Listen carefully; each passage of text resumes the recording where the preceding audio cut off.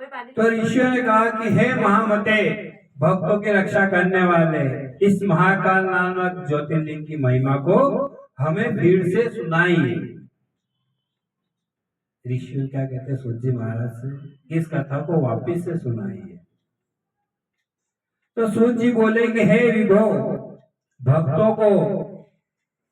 भक्तों के रक्षक महाकाल ज्योतिर्लिंग के भक्ति वर्धक महात्म्यम को आदर पूर्वक सुनिए।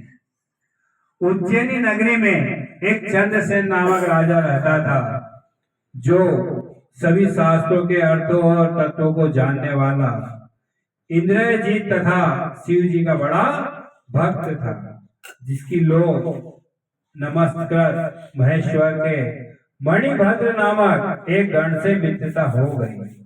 उस समय उस मणिभद्र ने प्रसन्न होकर राजा चंद्रसेन को बड़ी सुंदर चिंतामणि प्रदान की, जो कौस्तुभ मणि के समान कांतिमान और सूर्य के समान प्रकाशित थी, तथा जो ध्यान करके देखते और सुनने से भी निश्चय कल्याण देती थी। शिव भक्त चंद्रसेन उसे अपने कंठ में धारण करने लगा, जिससे वह इतना शोभायमान हो गया जैसे देवताओं में सूर्य अत्यंत शोभित होता है। तथा राजा चंद्रसेन की इस स्वभाव को सुनकर अन्य राजाओं को घृणा हो गई और उस मणि पर उनका मन लुभा गया। वे चंद्रसेन से उस मणि को मांगने लगे, परंतु मणि को महाकाल के दृढ़ भक्त राजा चंद्रसेन ने उन राजाओं को नहीं दिया। इससे उनका तिरस्कार समझकर उन सब राजाओं ने चंद्रसेन को युद्ध में जीतकर मणि लेनी चाहिए, और इसी अभिप्राय से उन्होंने अपनी सेना एकत्रित कर उज्जैनी के चारों द्वारों को घेर लिया। तब उन राजाओं ने उज्जैनी को घिरा देख राजा चंद्रसेन उन्हीं महाकालेश्वर की शरण में गए और दिन रात उनकी पूजा करने लगे। फिर तो महाकालेश्वर ने प्रसन्न हो उनकी रक्षा का उपाय किया और संयोग वंश जो ही एक गोपी उनकी गोद में एक बालक को लिए उस नगर में भ्रमण करती हुई महाकाल के सम्मुख पहुंची। इस कथा को बड़े ध्यान से सुनना, इसमें जो गोपी का वर्णन आया है ना, उसको बड़े ध्यान से सुनना। उस नगर में भ्रमण करती हुई महाकाल के सम्मुख पहुंची, तो ही वह विधवा हो गई। जैसे पहुंची गोपी वैसे ही विधवा हो गई।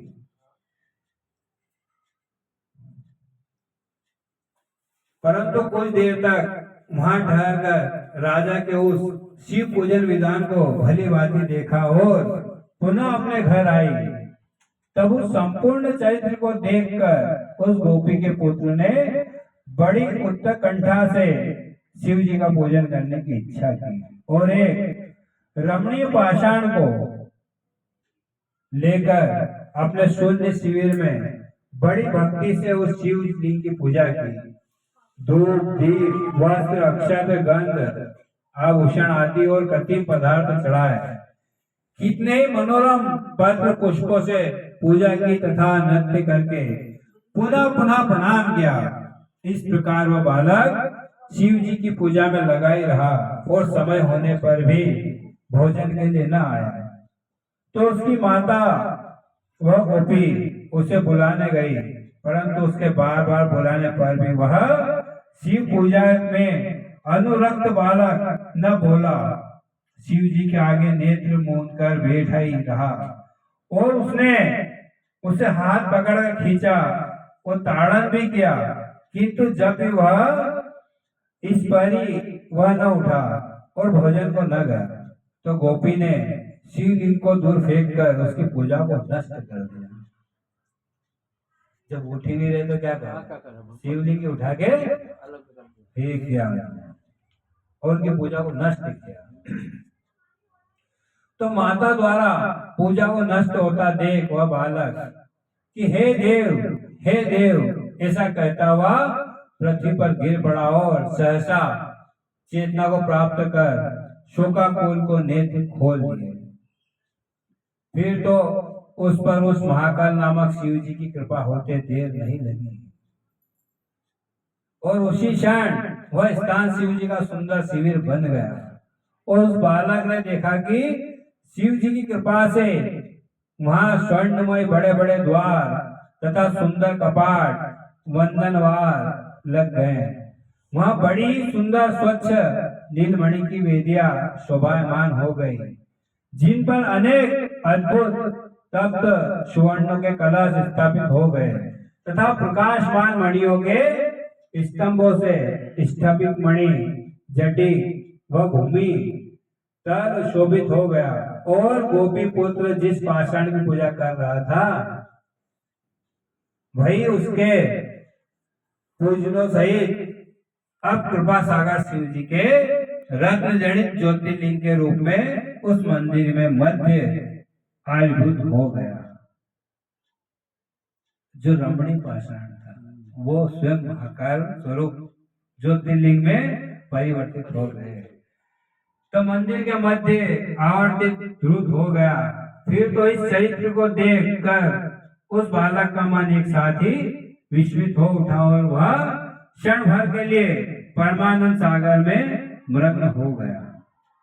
तत्पश्चात उसने शिव जी की स्तुति की और पुनः पुनः उन्हें प्रणाम किया। प्रणाम करके सूर्यास्त हुआ देखकर उस शिवलिंग से उठकर घर को गया। वहां क्या देखता है कि उसका स्थान इंद्र भवन के समान स्वर्णमय बड़ा अद्भुत शोभायमान बन गया है, जिसमें उसकी माता दिव्य आभूषणों से देदीप्यमान साक्षात देव वधु के समान स्थित होकर सो रही थी।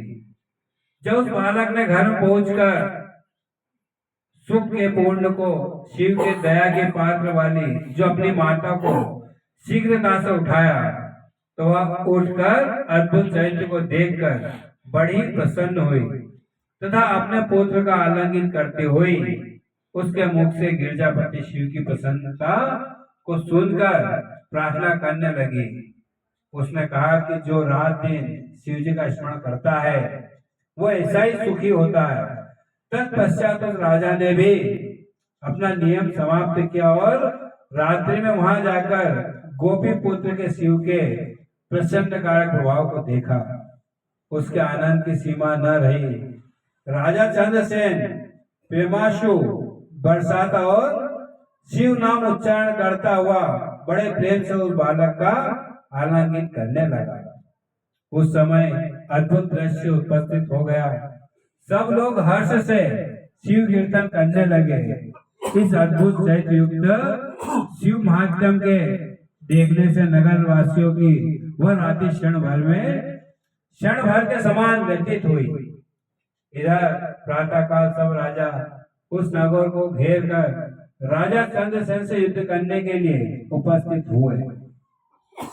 ये जो पूरी घटना थी वहां से एक रात की थी। एक रात में ये सब हुआ क्योंकि जब राजा तो सब आगे थे चंद्रसेन से मणि लेने के लिए। तो राजा चंद्रसेन से युद्ध करने के लिए उपस्थित हुए। इस समाचार को सुनकर उन्हें बड़ा आश्चर्य हुआ और उन्होंने कहा कि राजा चंद्रसेन तो शिव का भक्त है और यह उज्जैनी नगरी तो महाकाल की नगरी है, जिससे इसको जितना संभव है भला जिसके नगर में ऐसे शिव भक्त बालक है जो राजा चंद्रसेन का क्या कहना, जो महेश्वर का एकमात्र सेवक है। यदि हम लोग इसके साथ विरोध करेंगे तो शिव जी अवश्य हमारा विनाश कर देंगे। अतः यह तो मित्रता करने योग्य है। ऐसा करने से शिव जी हम पर कृपा करेंगे। ऐसा निश्चय कर उन सब राजाओं ने युद्ध का विचार त्याग कर महाकाल की नगरी में प्रवेश किया तथा राजा चंद्रसेन से मित्रता कर महाकालेश्वर शिव की पूजा की। इसके पश्चात उन सब राजाओं ने राजा चंद्रसेन के भाग्य की प्रसन्नता की और उस दिव्य गोपी के घर गए जिसका पुत्र बड़ा ही शिव भक्त था। वहां भी राजा चंद्रसेन सहित उन सब ने शिव जी की पूजा की और गोपी तथा उसके पुत्र का स्वागत किया। राजाओं ने प्रसन्न हो उस शिव भक्त गोपी के पुत्र को बहुत सी वस्तुएं प्रदान की तथा सभी राजाओं ने संपूर्ण देशों में जितने भी गोप थे उनसे उसी को राजा बनाया। उसी समय वहां सब देवताओं से पूजित वानरों के राजा। बड़ा अच्छा वर्णन आया है, बड़ा ही अच्छा वर्णन आया है। राम नाम के हीरे मोती, राम नाम के हीरे मोती मैं बिखराऊं गली गली। ले लो रे कोई राम का प्यारा, ले लो रे कोई राम का प्यारा, शोर मचाऊं गली गली। बोलो राम राम राम राम, बोलो राम, बोलो राम, राम राम राम, राम नाम के हीरे मोती। इसी समय वहाँ सब देवताओं से पूजित वानरों के राजा हनुमान जी प्रकट हो गए। जब हनुमान जी आते हैं तो पहले राम नाम का सुमिरन करना चाहिए। तो वहाँ हनुमान जी प्रकट हो गए, जिन्हें देखकर सब राजाओं ने नम्रता से उन्हें प्रणाम किया और उन सब के मध्य में पूजित वानरों के स्वामी हनुमान जी ने उस गोप पुत्र का आलिंगित कर सब राजाओं की ओर देखकर यह कहा कि हे समस्त राजाओं, हे मनुष्यों, शिव जी के बिना अन्य कोई मनुष्य को गति देने वाला नहीं है। देखो, इस गोप पुत्र ने तो बिना मंत्रों के ही अपने स्वाभिभक्त प्रेम से कल्याणकारी शिव जी की पूजा की। कोई मंत्र नहीं, बिना मंत्र के शिव जी की पूजा की, जिसे आज इतनी बड़ी कीर्ति प्राप्त हुई है। और यही नहीं, यह यहाँ समस्त भोगों को भोग कर अंत में मोक्ष को प्राप्त करेगा तथा इसके वंश की 8वीं पीढ़ी, क्या बोलते हैं हनुमान जी की, इसके वंश की 8वीं पीढ़ी में महायशस्वी नंद नामक एक ऐसा पुरुष उत्पन्न होगा जिसके पुत्र रूप में स्वयं नारायण कृष्ण उत्पन्न होंगे तथा आज से लेकर यह गोपी पुत्र संसार में श्रीकर नाम से लोकों में प्रसिद्ध होगा। ऐसा कहा शिव के अवतार अंजनी पुत्र हनुमान ने सब राजाओं सहित राजा चंद्रसेन को कृपा दृष्टि से देखकर उस बुद्धिमान गोपुत्र श्रीकर को बड़े प्रेम से शिव जी को प्रिय लगने वाले आचार का उपदेश दिया। पश्चात उन सब के देखते देखते हनुमान जी अंतन ध्यान हो गए और सब राजा चंद्रसेन का बहुत बड़ा सत्कार कर अपने स्थान को चले गए।